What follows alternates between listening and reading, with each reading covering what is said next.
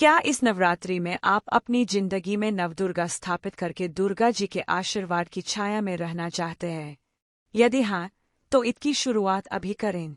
नवदुर्गा के जो 9 रूप हैं, उनके बारे में संक्षिप्त विवरण दीजिए। पहली दुर्गा है शैलपुत्री, मतलब हिमालय की पुत्री, पर्वतराज की पुत्री। जानिए, यह हमारे जीवन को स्थिरता कैसे देती है। नवदुर्गा में से दूसरी दुर्गा है ब्रह्मचारिणी। यह तपस्या और भक्ति की प्रतीक है।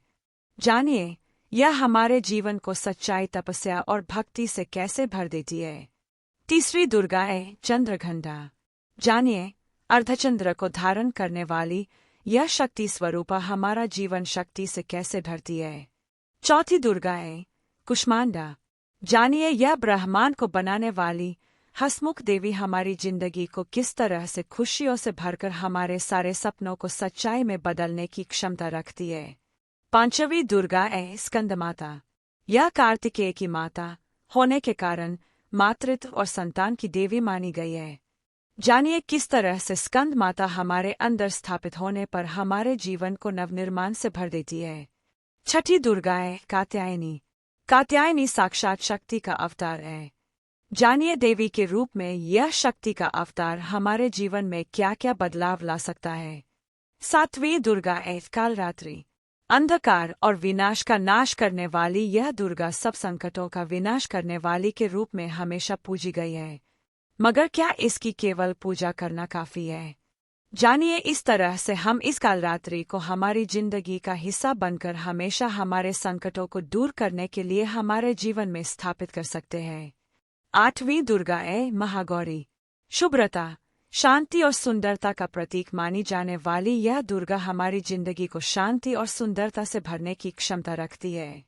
यह शांति तभी महत्वपूर्ण होती है जब वह शांति संकटों से उभर कर हमारे जीवन का हिस्सा बनती है।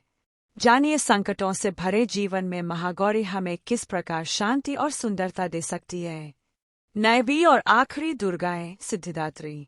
सभी प्रकार की सिद्धियों और मोक्ष प्रदान करने वाली यह देवता हमारे जीवन में पहली 8 दुर्गाएं हमारे अंदर स्थापित होने के बाद हमारे जीवन में प्रवेश करती है।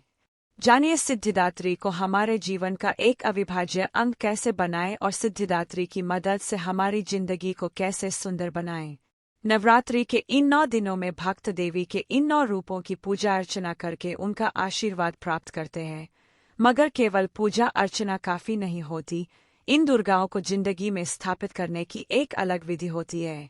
यह पूजा विधि नहीं होती, यह एक वैचारिक ध्यान साधना होती है। इसके बारे में वही बता सकते हैं जिन्होंने खुद यह प्राप्त की हुई है।